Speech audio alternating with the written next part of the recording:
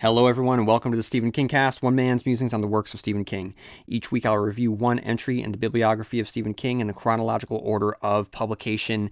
And this week, I, at long last, am reviewing a television adaptation that I didn't think I would ever revisit again. It's one that I had never planned on doing on this show, but as I have been interrogating and analyzing, reviewing, and thinking about, talking about the televised works of Stephen King, me not touching this would be a glaring omission. So I am diving back into my time machine and heading to the year 2004, the location Salem's Lot. That's right, I am talking about the 2004 TNT airing Rob Lowe-starring remake of the classic Stephen King vampire story, Salem's Lot.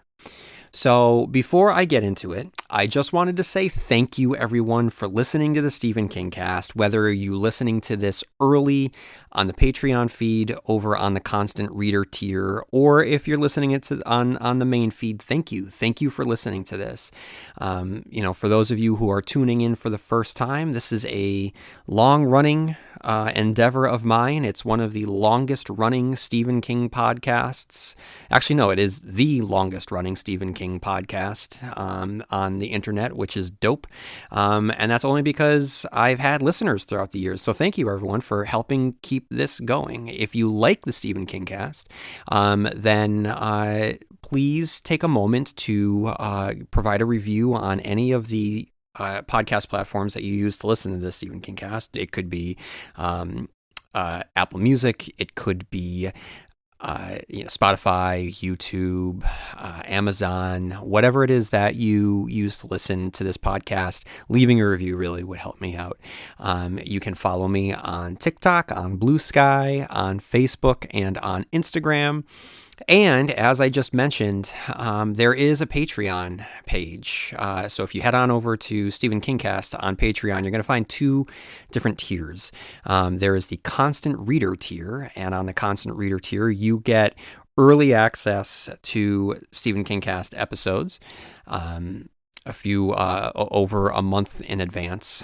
So you have that, and any book review that I do that is not Stephen King, you will find it in that feed. So that includes book reviews of other horror novelists, and I have all of my notes ready to go, and ladies and gentlemen, it's going to happen. I'm actually going to do this. Are you ready? I don't know if I'm ready for this, but it's happening. I am at long last going to be reviewing some of the works of the one, the only Dean Koontz. So if you want to get all of my thoughts on some Dean Koontz stuff, then head on over to Patreon and you can follow along on the Constant Reader tier. But then there's another tier, and that is the Other Worlds Than These. So that is not a Talisman specific tier of the Stephen King cast. What this is just as it sounds. It is inspired, of course, by the Talisman, or not the Talisman, but the Dark Tower. But it speaks to all of the other properties that exist out there in the pop cultural multiverse, and this allows me to be able to stay current with conversations of the other genres and franchises that I think that we all might like. So right now, I am in the midst, as I'm recording this, I've been doing weekly recaps of Monarch: Legacy of Monsters Season 2, which has been a lot of fun. That has also included a deep dive into the history of Godzilla, leading to a review of the 2014 Gareth Edwards Godzilla movie that kicked off the MonsterVerse. I've explored all of the subsequent Godzilla MonsterVerse movies and did a breakdown on King Kong and pop culture. I did a deep dive dive into Daredevil to prepare for the launch of Daredevil Born Again Season 2. So I talked about Daredevil's history in comic books and the rise of the Netflix era, and the rocky, first season of Born Again that led for the podcast into a larger conversation on the state of the Marvel Cinematic Universe as we head closer to Doomsday. So I was able to explore that. Earlier this year, there was an awesome horror movie that dropped, Primate. Primal is an awesome cartoon. I did not review that, but Primate. There is a review of Primate and why you should go watch the movie and then listen to the podcast. And there also, I was able to do a deep dive into the history and pop cultural significance of Batman, looking through the lens of his latest iteration, The Absolute Batman, and what that means for long-term pop cultural understandings of what the character, how we relate to the character, those core traditional aspects of the character, and how what we think of Batman is going to fundamentally change the closer he gets to being a part of public domain, and what that means for the absolute Batman version of the character. So there's a lot. Over on Other Worlds Than These. It has been so much fun to be able to dive in and explore all of these different aspects of pop culture. Oh, I also did A Night of the Seven Kingdoms. That was a lot of fun as well. So I just want to, if you weren't aware, if you don't follow me on the socials, it's not something that I've really talked about too much on the podcast. So if any of that interests you, then head on over to Other Worlds Than These, or the Constant Reader tiers on the Stephen Kingcast Patreon. I think that there's a lot that you'll be able to enjoy. So if you like listening to the Stephen Kingcast on the main feed and you wish that there was more of it, well, I've been putting out about 3 episodes a week across these, sometimes like 4 episodes. At one point there was 6 episodes of like everything that I do over the span of like 8 days. So if you like what I do, then there's more of it. And I try to get all of my thoughts on all of the things that I am doing without losing my focus on what started it all, the Stephen Kingcast, which is why we are going to be talking about Salem's Lot today, 2004 Rob Lowe-starring Salem's Lot. So if you have any thoughts on anything that I just said, or on Salem's Lot, then just write into stephenkingcast@yahoo.com. So, Salem's Lot, 2004. I remember that time. I remember where I was specifically. I remember looking forward to it. Now, let me just kind of contextualize this. 2004 was a big year for Stephen King fans. All right. This was the year where the Dark Tower was wrapping up. In the fall of 2003, Wolves of the Kala came out. In the spring of 2004, Song of Susanna came out, and then in the summer of 2004, Salem's Lot came out, and then in the fall of 2004, the final book of the Dark Tower trilogy wrapped up. So, and then also we also had in 2004, there was Riding the Bullet, there was Kingdom Hospital. So there was just a lot of Stephen King stuff out in the ether at that time, and it was at a time when, man, was I feeling a lot of Stephen King emotions, because I knew that the Dark Tower was going to be wrapping up, and that was my identity, So, and then spoiler alert for the later Dark Tower books. Spoiler alert: As you know, in Wolves of the Kala, one of the main characters from Salem's Lot does show up, Father Callahan. So to have a retelling of this story hot on the heels of the return of Father Callahan in fiction, in the Stephen King multiverse, that was just, everything just seemed to be interlocking and working on a cosmic level. So, and I think actually the Dead Zone was on USA as well, regularly. So there was a lot of Stephen King stuff. But I say all this because I was feeling it. I was in the groove with Stephen King, and I was primed, to like this. I wanted to like this. I think you can see where I'm going with this. And I did not like this when it came out, which is one of the reasons why when I started the Stephen Kingcast back in 2014 and I got to the Salem's Lot episodes, at the time I reviewed the book and then the original miniseries, and that those were the only adaptations that existed at the time, aside from the Return to Salem's Lot, which I've actually never seen, and this, the 2004 movie. But wow. So 2004, wow, it has been a longer stretch of time between right now as I record this to when I first started the Stephen Kingcast, from when I first started the Stephen Kingcast to when Salem's Lot aired in 2004. Time works in really funny ways, and I don't think that I'm okay with that. But anyway, so I was only 10 years away from having seen this Rob Lowe-starring movie, and I did not like it. So though my memories were a little bit fuzzy, I do remember that I was bored as I watched it. I thought that it was cheesy, and I just really did not want to stop any momentum by watching something that I knew that I did not like, especially when it was so early in the steps of the podcast, and I knew that I had so far to go, because if you remember, okay, Salem's Lot's only the second book that he did. He did Carrie, then he did Salem's Lot. So by that point, I did Carrie, I reviewed the De Palma movie, and then the 2013 film, and then I did Salem's Lot, and then Salem's Lot, the 70s TV series.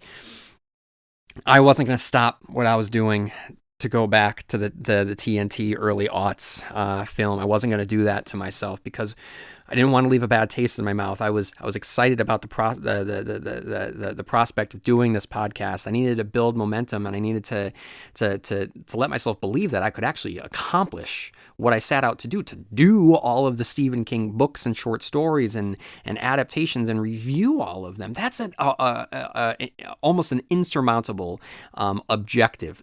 Crazy stupid for me to do, and God bless everyone. Thank you for listening to all this time. But I didn't want to derail myself and put a bad taste in my mouth, or anything that would cause me to cry off on that journey. So I didn't do it then.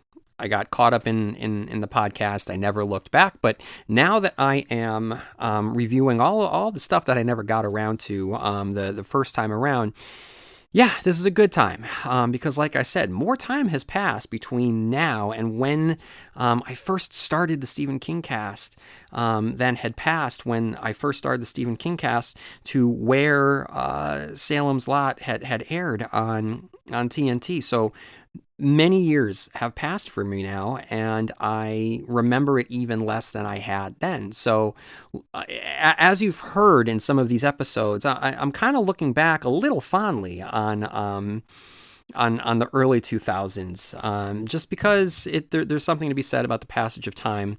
I'm not saying that I went into this thinking that it was going to be good, but at least through a lens of nostalgia, I might be able to appreciate something that I was not able to appreciate when I was in my early 20s. Actually, looking back now, maybe I would be able to glean something, some remnant, some little nugget within this movie that I could say, hey, that worked really, really well. I didn't appreciate it at that time. So being able to to go back and look at it through what can I find right about it, rather than I don't want to go back and watch it because I remember everything was wrong. I think that was the right lens. I wanted to like it. So that's where I'm coming from.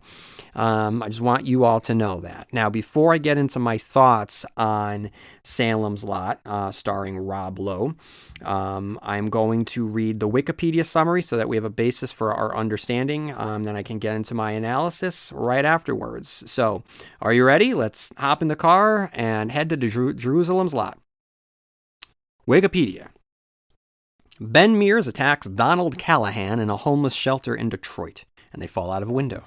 In the hospital where he and Callahan are taken, Ben is asked by an orderly why, as a Christian, he should not let Ben die for attacking a priest. Ben tells his story. Sometime earlier, Ben, a writer, returns to his hometown of Jerusalem's Lot, known as Salem's Lot, in Maine, to write a novel. He tells Susan Norton, a waitress and former art student, that when he was a child, he entered the house of Hubie Marston, a Prohibition-era gangster. Local legend has it the Marston house is possessed by evil, and that Marston was a devil worshiper who murdered children. Ben overheard Marston begging for his life to some unseen evil force before seemingly hanging himself. Attempting to flee from the house, Ben believed he heard Marston's last victim crying for help, but was too afraid to find him. 30 years later, Ben plans to rent the house to find catharsis and gather material for his novel, but discovers it has been sold by Larry Crockett to antique dealers Richard Straker and Kurt Barlow. Salem's Lot is rife with dark secrets. Crockett is an immoral businessman who sexually abuses his teenage daughter Ruth. When Ruth spends time with a disabled garbageman named Dud Rogers, Crockett gets him fired. Eva Prunier, proprietor of the boarding house where Ben stays, played evil games with Marston when she and her peers were teenagers. Charlie Rhodes, cruelty-obsessed Vietnam veteran and school bus driver, torments the children he transports. Trailer park residents Roy and Sandy McDougal physically abuse their baby, blackmailing Dr. Jimmy Cody after he has an affair with Sandy. Following Straker and Barlow's arrival, young Ralphie Glick is murdered. His body is never found. His brother Danny sickens and dies after being visited by Ralphie, now a vampire. Dud Rogers meets Barlow, who offers him freedom for his disability. Dud accepts, and Barlow turns him into a vampire. Laborer Mike Ryerson buries Danny after his funeral, then also sickens and dies. Becoming a vampire, he tempts gay high school teacher Matt Burke, who repels him but suffers a heart attack. Ben's blossoming relationship with Susan causes jealousy with her old boyfriend Floyd Tibbets. Floyd is bitten by Dud and starts to become a vampire. After starting a fight with Ben, the two spend a night in jail. Ben refuses to allow Floyd into his cell, and he is found dead the following morning, having chewed open his wrists in an attempt to drink his own blood. Susan and schoolboy Mark Petrie are captured by Straker when they break into the Marston house. Mark escapes, but Susan is taken into the cellar to meet Barlow. Ben, Mark, Callahan, and Cody act as vampire hunters. In the Marston house, they find Straker's body drained of blood. They destroy the vampires in the cellar, but Ben discovers Susan has been turned. Instead of destroying her, Ben intends to destroy Barlow, hopeful that Susan might be restored. After Barlow kills Mark's mother, Callahan tries saving Mark by confronting Barlow, but his religious faith is insufficient. Callahan is forced to drink Barlow's blood, turning him into Barlow's servant. Burke is murdered by Callahan. Ben, Jimmy, and Mark realize Barlow is hiding at Eva's boarding house. As they arrive, Jimmy is killed by a booby trap. Ben and Mark destroy Barlow. Susan, still a vampire, tempts Ben into joining her. When Susan turns to attack Mark, Ben destroys her with a stake. Ben and Mark set the Marston house afire, and during a chase with the vampiric Charlie, the gas station explodes. As fire spreads, Callahan vows revenge against Ben. The town vampires flock to him as their leader. As Ben concludes their story, the orderly realizes that Ben was not acting alone. The orderly finds Callahan suffocated with a pillow by Mark. Mark slips into Ben's room and tells him the hunt is over. Ben suffers a cardiac arrest. The orderly finds Mark and tells him he cannot believe the story but lets him go. Doctors battle to keep Ben alive as he begins dying, finally at peace. All right, so let's talk about this. So we begin with a homeless. Let's talk about this Detroit sequence. All right, so we start with Rob Lowe looking homeless. walking through a city, which is not how you expect Salem's Lot to start. All right, so this was disorienting for me, and I leaned into the story. So I should say that this was disorienting for me the first time I watched it, and I'm wondering what is going on here, because this is not what I, like I said, expect from a Salem's Lot movie, which I know is Ben Mears returning to Salem's Lot. Now, I don't expect him to start by walking through a city. So we see him peer inside a soup kitchen where he spots James Cromwell as a priest serving Thanksgiving dinner to the homeless. He is attacked by Lowe, who chases him through a homeless shelter, and after a struggle, Rob Lowe is shot and they both crash through a window onto an unsuspecting police car.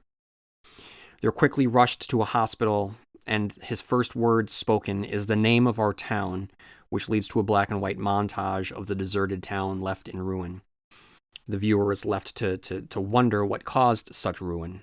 We're going to find out, and then the black and white bleeds into color and brings us to a less devastated time at Salem's Lot, with Rob Lowe, Ben Mears, entering the town as he begins to narrate the events of the story proper. So now the movie begins as you would expect it to. Now, I have to say that this is a very interesting way to start this story.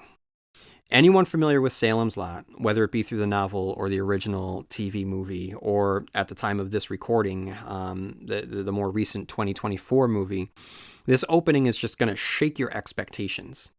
By starting not in a small Maine town, but an unspecified city, not with vampires, but with our hero disheveled and having seen better days, attack an unidentified priest. This is bold, and it's a creative way to begin the movie. We might not know what's going on in this moment, but we do know that this is Rob Lowe, and he is our hero. He's still riding high from the success of his portrayal of Sam Seaborn from Aaron Sorkin's The West Wing. We always know that he's the good guy, so why is the good guy chasing after a priest? And why does the priest have a gun at the ready? What is their relationship? How does this relate to the more familiar story of Salem's Lot? The only thing that gets in the way of this opening is the early 2000s graphic, which swoosh onto the screen announcing the actors. It's very jarring and reminds us, of a really a should be forgotten aesthetic of the time. So, okay, let me stop and stay with this Detroit sequence a little bit. So, here's what is important to note about this, and why back in 2004 I perked up when I realized what I was watching. When I realized that Rob Lowe's character was stalking the James Cromwell character, when I realized that it was Ben Mears seeking out Father Donald Callahan in a soup kitchen in Detroit, yes, I paid attention to that, because in 2003, in the fall, when I sat down with my massive copy of Wolves of the Kala, I read the story of disgraced priest Donald Callahan in soup kitchens. So to see this aspect of this character, which was so fresh, to be somewhat explored here, I did not expect that, and that was just really interesting connective tissue here. So clearly there's massive deviations, but to have this familiarity with the character from the books, again, in the Dark Tower, reality just starts to bleed into each other. So it's interesting that these two interpretations of the character start to bleed into each other as well. That was nice little kismet. Okay, so then once we are firmly in the narrative, Ben's narrative, or I should say Rob Lowe's narrative, begins. And he introduces us to the various characters who make up this already decaying town. You don't need vampires to kill Salem's Lot. It's already on its way. The vampires are just going to put it out of its misery. We learn that Ben Mears from New York City had an agreement to rent the old Marston house, which has since been sold. We meet the evil bus driver who kicks the Glick boys and Mark Petrie off the bus. It's our introduction to Mark, who comes across as confident, slick, cool. At a local coffee shop, Ben meets Susan Norton as the Marston house looms over them. They talk about the limitations of living in Salem's Lot, the struggles of New York City, and he's explicit with his intention to write of Hubie Marston and the events that transpired in the house, which leads to a fun little exchange where she remarks that horror isn't his genre of writing. Complex characters can elevate genre, he says, which is a wonderful little attribute to Stephen King. Through the conversation, we learn that young Ben Mears has found the dead body of Hubie Marston. As Ben checks into his room, he meets the locals who criticize him for his previous book, one on the casualties of Afghanistan, and the local scolds him because the publication of the book sent soldiers to prison. And then we meet Donald Sutherland's Richard Straker, a modernized version of the antiques dealer, who explains that he doesn't need the shop he just opened, as the majority of the sales are online. We see his wheeling and dealing in action, offering to pay a woman $10 to keep her memento, praising it, or $60 to find it a good home. Soon after, he informs Larry, the realtor, that he needs to arrange to pick up a shipment in Portland. It's a wonderful introduction to the character. Sutherland here is a supernova, pulling everyone into his orbit. You can't help but wonder what could have been if he had been given the opportunity to portray Leland Gaunt in a production of Needful Things. Would have loved to have seen that. Going back to Ben here, the interaction that he has with the locals really illuminates a little bit more about his character, this particular version of the Ben Mears character, which longtime listeners, if you remember, may know that I am not really a fan of the character of Ben Mears because, quite frankly, there isn't much to the character of Ben Mears. He is the prototype of the Stephen King archetype that we see throughout his works of the writer as main character. And as he will go on, he will do this again and again and again, but he winds up, providing character traits and qualities to the writers so that they are more than just the writers themselves. Whereas Ben in the original Salem's Lot is just a big old nothing burger of a character. Here, when he's interacting with the locals and they're criticizing him about his book and about how he's profiting off of the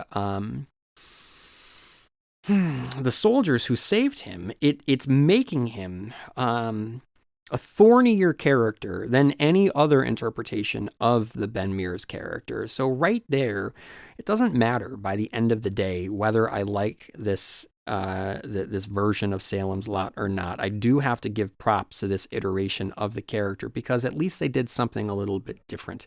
They made him a little bit stickier, and every critique that he gets, you can see why people are a little hesitant about him. The soldiers saved Ben Mears, and in return, he published an expose on them, which sent some of them to prison for their actions, which were war crimes. But he still, rather than just saying, hey, thank you, you saved me, he exposed something. So he had every moral right to do so.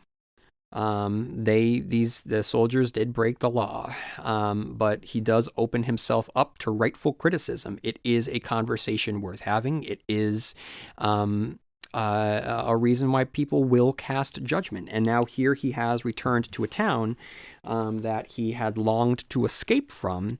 And yeah, I can imagine people not welcoming him back with open arms. I do like this interpretation and this added wrinkle to the character. So, that night, after finding a dead dog killed in a cemetery, Ben and Susan go on a date while a local sings Stand By Me over karaoke.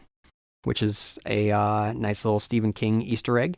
And they're interrupted by their former English teacher, Andre Braugher's Matt Burke, who doesn't waste time in joining in on the let's shit on the writing of the local author. I know that I've been critical of Ben as a character, but you can't help but feel bad that everywhere he goes in town, he's just taking strays. While Ben endures small-town criticism, the Glick boys and Mark break into their bus driver's vehicle looking for porn in his glove box. Nearly discovered, they run through the woods and are stalked by a stranger in the woods who pushes one of the boys below the ice to drown in the freezing waters. So it should be noted here that the setting has been changed from fall to winter, which helps the theme of decay and the death of the town itself. Setting it during a time of wintry dreariness, it helps the mood. I happen to prefer the fall setting. It's a wonderful book to read around Halloween. But you know what? Vampires in the snow, it's always a cool thing for me. And it's interesting because we get a winter version of the story here. I mean, the book itself is in the fall. And I believe that the 2024 remake is in the summer, is it not? Am I wrong in thinking that? I mean, the drive-in plays a massive part, and I associate the drive-in with summers. So, I don't know. That's interesting that we get these different seasons of Salem's Lot. Now, it's here where we meet James Cromwell's Father Callahan, first spotted in the disorienting opening, where despite drunk driving, he's able to stop miraculously before running over Danny Glick, and he returns to his home. Meanwhile, Larry's handyman deliver the oversized wooden, definitely not a vampire, to the Marston house and gets spooked after spending too much time in the seemingly haunted home. The next day, a search party forms to search for the missing Glick boy, and Ben tells his tale to Susan's mother, explaining that at 9 years old, after a dare, he snuck into the Marston house and ultimately discovered the bodies of Hubie and Bertie Marston. One of the handymen, Floyd, confides in Larry that before they had left the Marston house, he had spotted a leaking plastic bag in the back of Straker's car. Spotting this in close proximity to the disappearance of the missing Glick boy is not sitting well with him.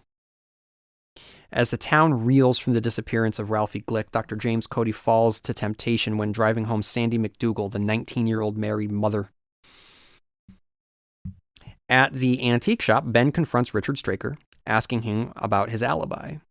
He's distrustful of the man who willingly bought the Marston house, and they have a wonderful standoff, with Rob Lowe questioning the motives of this stranger, and Donald Sutherland absolutely eating up every nugget and morsel of dialogue.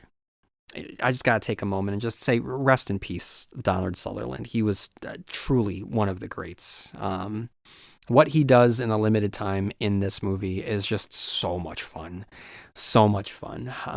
And like I said, to imagine that in a multiverse out there's a world in which rather than starring in this, he starred in an adaptation, perhaps, of Needful Things as Leland Gaunt. It's a dream. It's a dream. Wonderful. Speaking of the greats, we meet Straker's partner, Kurt Barlow, the similarly wonderful Rutger Hauer. Again, rest in peace. Who stalks Dud, the handicapped trash man. It's a very okay. So let me just get this out of the way. So this performance here of the physically handicapped, the trash man. It's an uncomfortable performance to watch. It's kind of, he's just this generic all around disabled person.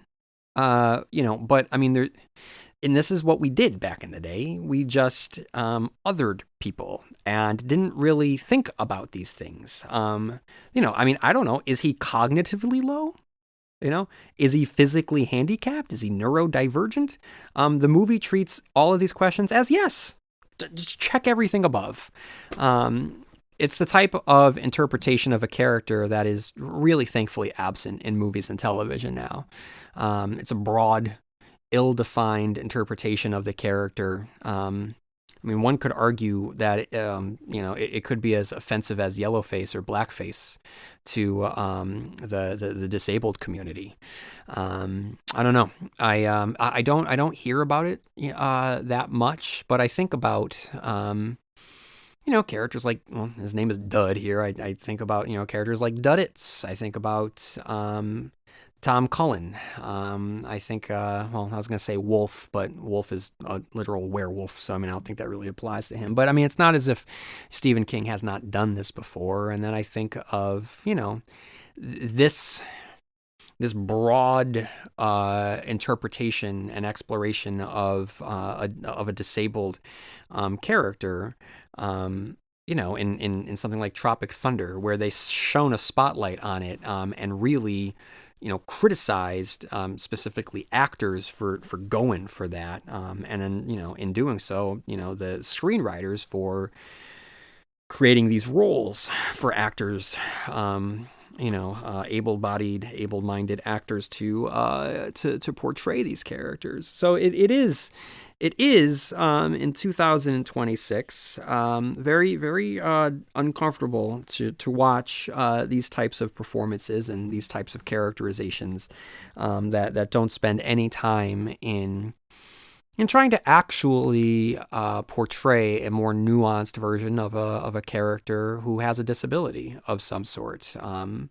It's worth exploring, who has a disability and what the particular disability is, and what that means for this character's actions in the story, and how the character operates within the world, and how the world reacts to the character. All of that is valid and worth exploring. But this, check all is one size fits all, that all disabled people have the same broad disability. It's I'm glad that we have moved past that.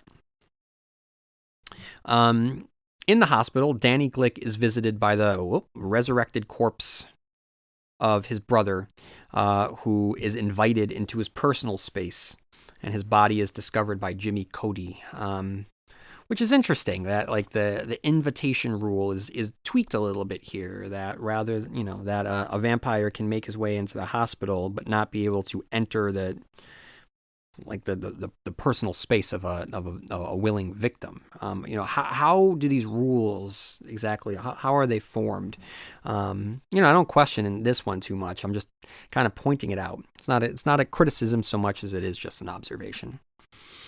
After a guest lecture in Matt's classroom, where he's once again criticized, not only by Matt, but by the students themselves, is actually pretty funny. Seriously, he needs to not advertise himself as an author.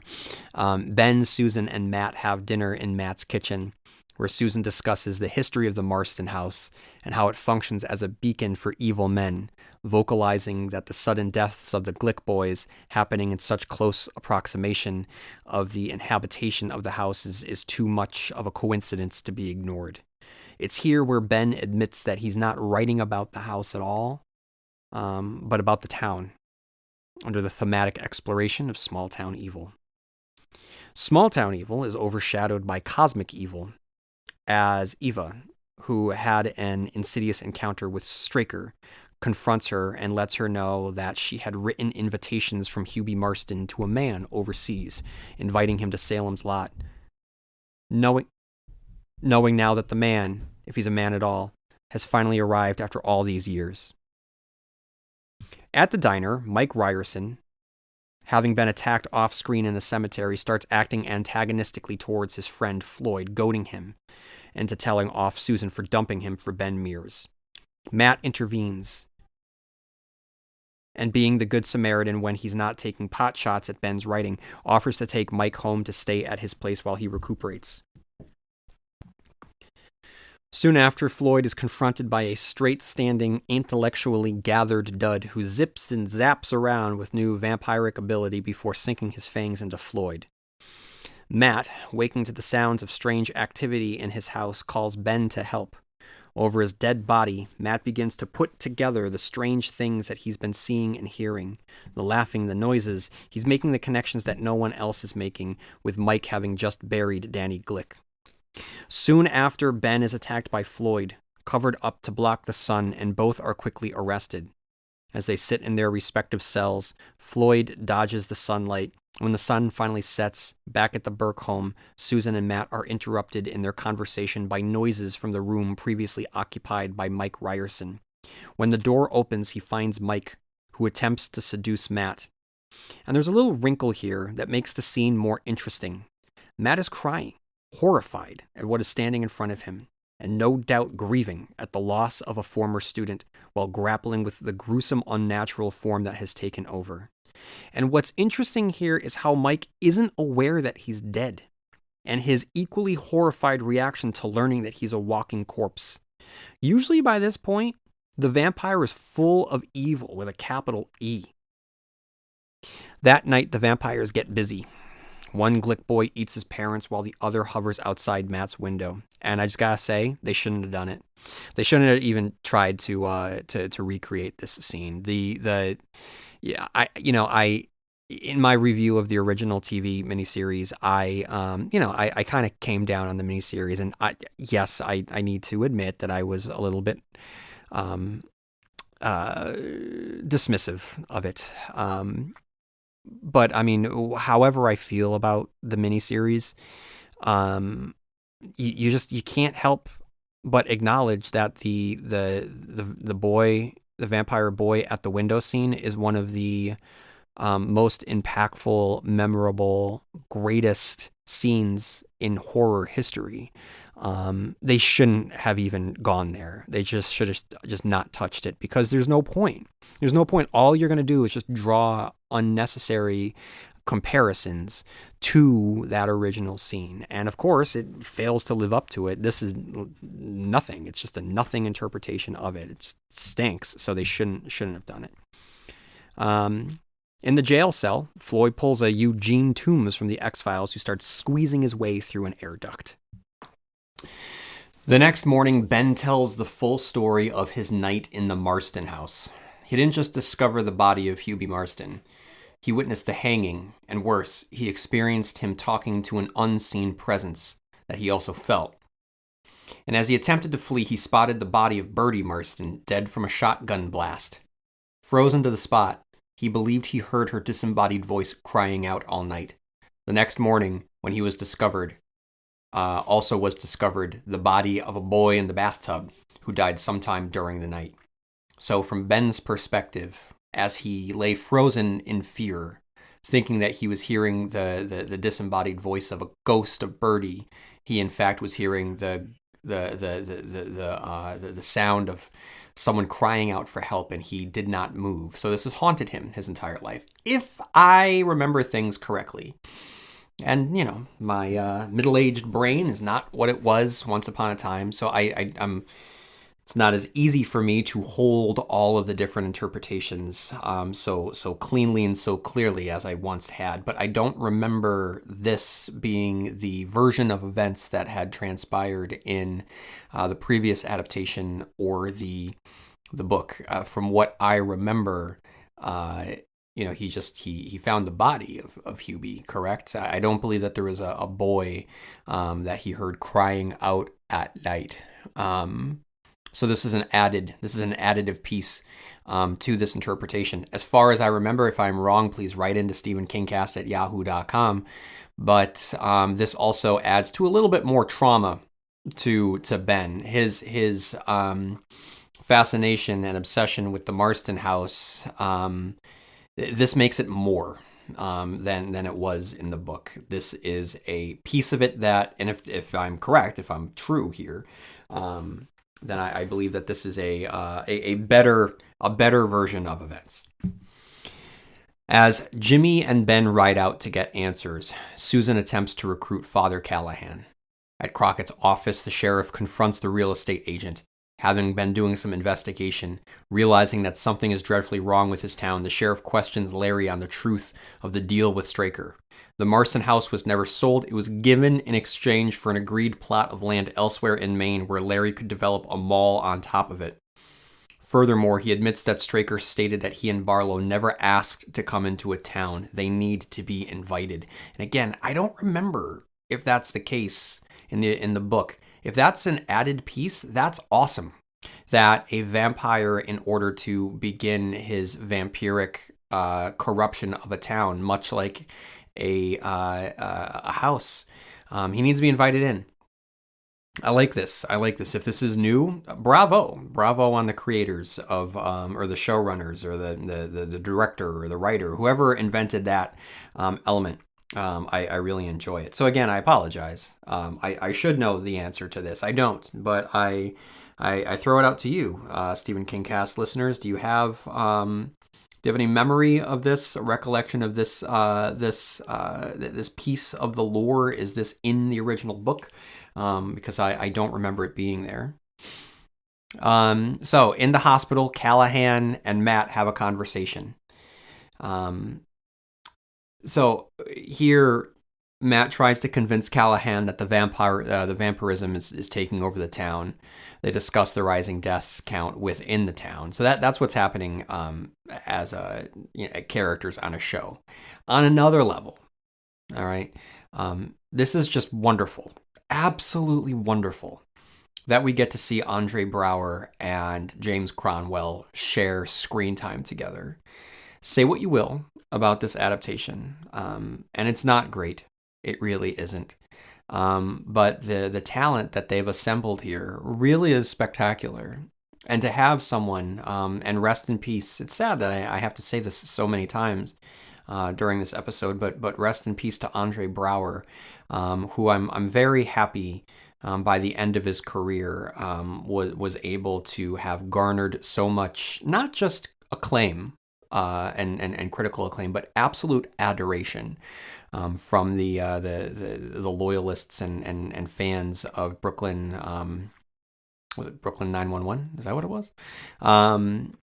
So I'm very, very happy for him, and just being able to see these two greats share time together was on screen was wonderful. At the funeral parlor, Jimmy, Cody, and Ben examine Marjorie Glick. They speak with the funeral director. Jimmy asks to sit with the body overnight. As expected, Marjorie awakens as a vampire, and this is where the limitations of the production become very evident within this scene.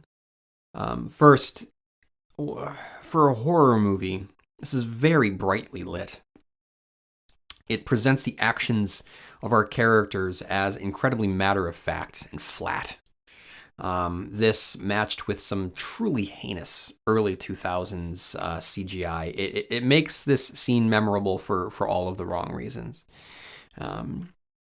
And Jimmy gets bitten, and then having been bitten, Jimmy has Ben inject him with something, I'm not quite sure what it is, to ward off the vampirism. Meanwhile, Susan heads off to the Marston house and runs across Mark, who is there for similar reasons. They discuss the vampire problem and make their way together inside. There they encounter Straker, who very quickly disarms them and takes their gun and stake. He knocks out Mark and relishes the cat and mouse chase in hunting Susan through the house. When Mark awakens, he's strapped to a chair. He's able to free himself, but not before he can get to Ben and Jimmy. Still, doesn't matter what version it is. In every version, Mark is tenacious and is able to knock out Straker and escape into the night. The next morning, the tentative quartet composed of Callahan, Jimmy, Ben, and Mark approach the Marston house to rescue Susan. Once inside, they find Straker hanging from the ceiling, having been bled dry. It's really an unfortunate end for Donald Pleasance's character. He was so fun to watch within this role, and he wasn't in this movie nearly enough. The characters make their way into the basement, which looks less like a vampire's den and more like a trap house. They find Mike Ryerson and dispatch him with a classic stake and hammer. Again, ending in truly unfortunate CGI, the vampire dissolving into dust. Why a recently turned vampire is turning into dust is beyond me, but hey, it's what happens. Big Buffy energy in this, and not that I'm dissing Buffy, and this is actually bad timing for me to even mention it because Buffy just got a stake through the heart by not being picked up for the Hulu reboot, which is why Buffy is on my mind. But this special effect is very very much what happens in classic Buffy episodes when Buffy stakes a vamp. They make their way through the basement, staking vampires who who sound like mountain lions, until they find Susan's corpse. And here Ben struggles with the decision. That night at the Petrie house, Barlow arrives, immediately murders his mother, and we get the showdown between Barlow and Callahan. Now, stepping out of the movie and looking at this scene, okay, out of context, and just what this scene is at its most pure, within the original Salem's Lot. This is one of the most important scenes in all of Stephen King's works. All right, it has ripple effects throughout his entire catalog, and ultimately comes back decades later in the pages of, spoiler alert, The Dark Tower, and ultimately leads to one of the most triumphant redemptions of a character that King has ever written, and that I've ever experienced. And it all starts here with the faith against faith scene in the kitchen. And unfortunately here, this just falls flat. And it falls flat. Unfortunately, I don't. Part of it is the writing. Part of it is Rutger Hauer's non-commitment to this role. Just part of it, there's just nothing there. There's no moment of Callahan's faith failing. He just immediately gives up. In other versions, both the original and the 2024 version have a more Nosferatu-looking Barlow. And in that case, on screen, this interpretation works much better than this. Because you can see that, like, confronted with an actual monster, evil beyond explanation, Callahan realizes that he's in the presence of something true, something real that is supreme on its side, whereas he has been living a falsehood within his side and can't compete against something this evil, this pure. In this version, Rutger Hauer, who has a little soul patch, he just fails to generate the necessary gravitas to embody a presence powerful enough to dwarf a man's faith. And as a result, sadly, this falls so flat. I was really looking forward to re-examining this scene, knowing that James Cromwell was playing Callahan, knowing that Rutger Hauer was playing Barlow, and also I was just, after having just seen the 2024 adaptation that had the Nosferatu-looking version of Barlow again, I wanted to see a more classic version from the book to see what that looked like again, and unfortunately, you can understand why the showrunners went in the direction that they did. In making him a monster. And it makes sense. You have this monster, therefore you need someone like Straker, who is going to have to be the human-facing partner of the two, because the other one certainly can't. Whereas here you've got, Straker and Barlow, Pleasance and Hauer, and they're both human. And there is something that takes away from the dichotomy and the dynamic of having one human and one monster. And also the monster being able to soundly defeat the man of faith works so much better when the monster looks like a monster. The following day, we wallow in the apparent death of the town. The sheriff makes his way out and is one of the only people willing to acknowledge the horrors that are occurring. In one of the most significant changes from the book, in the hospital, Father Callahan kills Matt Burke. I don't know why. I am not sure why. I'm not sure what they're doing with the Father Callahan character here. But yes, he kills Matt Burke. And much like the book, on their way to kill the vampires, Jimmy falls through the basement stairs, except being impaled by wooden stakes, he's gutted by a spinning table saw. They find Barlow, and Ben stakes him before the sun goes down. It's kind of a nothing scene. Barlow might be dead, but it doesn't mean that it's the end of the vampire threat. The town still... Oh, sorry. Vampires. The vampires got me. What just happened? Sorry. Okay. I'm sorry about that, guys. I don't know what that was. Okay. So Ben and Susan have a final heart-to-heart before he drives a stake through one of those hearts. In the dump, Larry finds a bunch of vampires eating rats and asks Ruth to join. Ask if he can join Ruth. He's rejected, and he's dined upon by the vampires. Ben and Mark then torch the Marston house. In the bookend sequence, Mark kills Callahan, and Ben, now free from the responsibility of the Curse of Salem's Lot, is able to pass away, and that is Salem's Lot 2004. So overall, as you may have gleaned from this review, it's pretty much as I remember it. Not really memorable.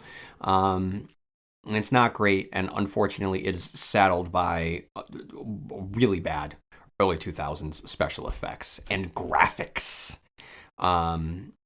It's pretty unfortunate. But let me just talk a little bit about the characters and the interpretations. So let's talk about Ben, played by Rob Lowe. Ben Mears is made a little bit more complicated of a figure here. Rather than just a returning writer to the childhood home to confront and process his trauma, he's a Pulitzer Prize award-winning author whose wartime exploits resulted with dead Afghanistan civilians and imprisoned U.S. soldiers. The soldiers who came to rescue him killed a handful of innocents and were punished.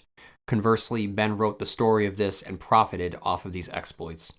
It makes our relationship to the character and the character's relationship to the town a little thornier. And quite honestly, thematically, it makes him a bit of a vampire himself, which I really, really appreciated. This is reinforced directly at the end of the movie during the final confrontation with Barlow. I didn't need that from Barlow.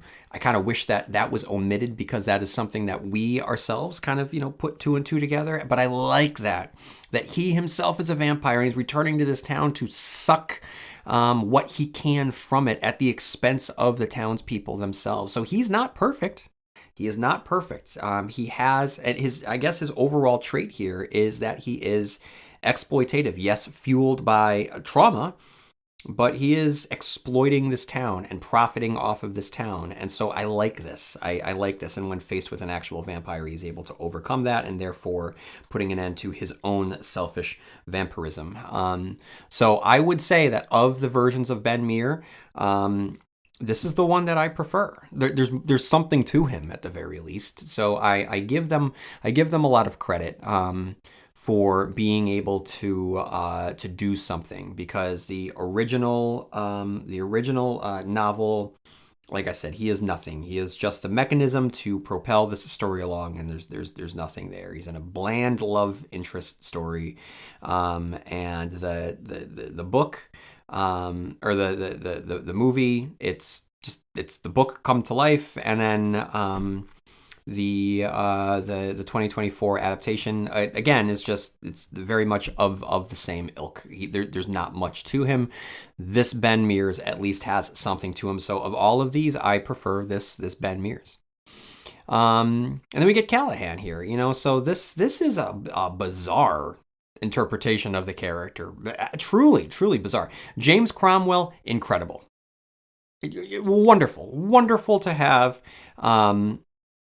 It's hard for me to not actually think of the character from the books as James Cromwell. And you can imagine James Cromwell being able to go toe-to-toe with Roland the Gunslinger and stand his own. And you can see this version of Callahan, or not this version of Callahan, but the Callahan played by James Cromwell facing off against vampires and living in Colibrin Sturges. I see it.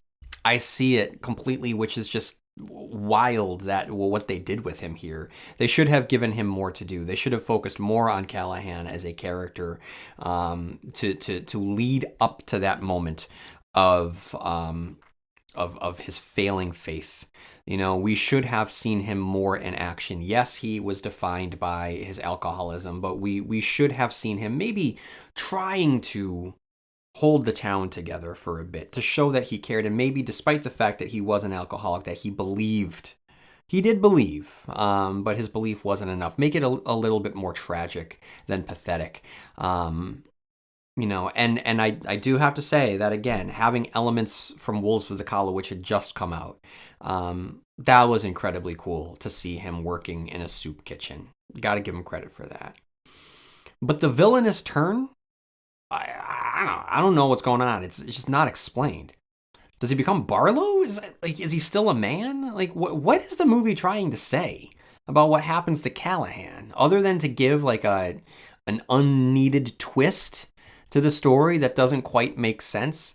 We created for a disorienting, engaging opening, but it doesn't fully explain it. And in order to justify this beginning, it needs to really tie Callahan back into the story in a way that it just fails to do so. Because the book, the movie then really follows the plot points of the book so much that this tacked on inclusion of Callahan in the soup kitchen and being some emissary now of Barlow and the legacy of Barlow, it doesn't work as much. There's just something about it that doesn't quite gel. So they, like I said, they were fine making some changes. Keep making the changes. The skeleton of the story will remain the same. Make some changes here. If you want to beef up Callahan, go for it. I'm all for it. If you want to change the relationship there between Callahan and Ben a little bit more, maybe have them be more partners. Maybe he has a relationship with Ben when Ben was a child in Salem's Lot. Maybe he's the one that kind of takes Ben back under his wing when Ben returns. There are so many characters here. Andre Braugher doesn't do much. As much as I like having Andre Braugher in the movie, he really doesn't do much and is wound. He is able to play a character whose scene is recreated in the movie, but then he doesn't do anything. So eliminate him and spend more time with the characters that we have. And that would allow for this tension between Callahan and Ben Mears to actually matter a little bit more. Okay, so let me continue this now that I'm kind of spitballing and freewheeling. So the movie ends, and the story ends in every interpretation of Ben and Mark coming together, this duo, this man and boy, right? So, but what if as a child, that's what the relationship was with Father Callahan? Maybe that was it. So, there's this cyclical thing that is happening, and so then Ben becomes what Father Callahan had been to him, and Father Callahan played an important part in Ben's life as a child, which makes it that much more difficult for Ben to have to try to kill Callahan. And there's tragedy there, and the vampire threat continues even when the actual threat itself is gone. And then, of course, without doing so, even on the surface, with Callahan being throughout his human life, as presented in this, good but flawed, in having him be the target of someone who is coming after him to kill the corruption. That in of itself stands in for the true corruption of the Catholic Church, and to have a former altar boy come gunning for a priest who is now corrupted, there's layers to that. So give me more of that. I would like to see more of Rob Lowe and James Cromwell together. So there was potential here, but unfortunately they saddled themselves with being a little bit too traditional with the story and too faithful to the story, even though they did make some changes.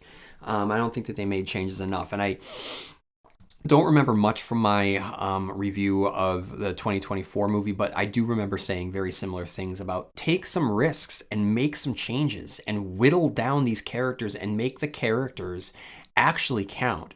It seems every interpretation that we have are just recreations of the characters, and there's too many of them. It does seem to streamline the characters in a way, but still we have too many of them. And I feel like we just waste the actors that we have. We have Andre Braugher, we have Donald Sutherland, we have Rutger Hauer, we have James Cromwell, we have Rob Lowe. Wasted potential. This could be an all-star cast of talent, and the talent isn't utilized, which is too bad. It's really too bad. It's mean-spirited, too. There's an edge to this adaptation, from the thorniness of Ben's previous book to the contentious relationship that he has with Matt, Crockett's sexual abuse of his daughter. All of these are just add-ons to the story that weren't present in the original and in the text. And to me, I don't like it. Mark seems a little bit more dickish. There's the whole bus driver stuff. I don't know. I don't like it. I don't like it. It just seems grimier, a little edgier than it needs to be. And we have those early 2000s sensibilities. The orange yellow filter, quick cutting flashbacks to the Marston house. If you see them, you'll know what I mean. It's very much of a time. The music, the font and the effects with the font. It's all very early 2000s, not in a good way. All right, everyone. The only thing that I have right now are some Easter eggs for you. So up first, we have the Dark Tower. So that this beginning sequence and the ending sequence, or no, the beginning sequence with the soup kitchen. This is very, Wolves of the Kala. So I really like that they included that. We have Cujo. One of the search dogs is named Cujo. And then we have Stand By Me. Like I said, someone was singing Stand By Me, of course, which is I gotta say R.I.P. again. Rob Reiner directed movie about the body. And Rob Reiner, sadly, was murdered. In November, December of 2025. So sad. All right, everyone. That's all I have. I can't believe it. After all these years, after all these centuries, I finally have revisited the 2004 adaptation of Salem's Lot. I had to order it on DVD through eBay to get myself a copy because it isn't streaming anywhere and it's not on YouTube. And so I just said, hey, you know what? For $8, ship it to me. I'm going to donate it to the local library when I'm done.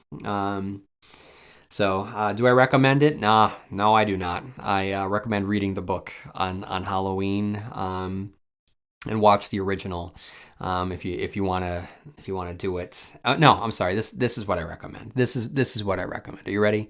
Read the book on Halloween and then watch Mike Flanagan's Midnight Mass. That's what you do. If you want a small town vampire story, that's what you do.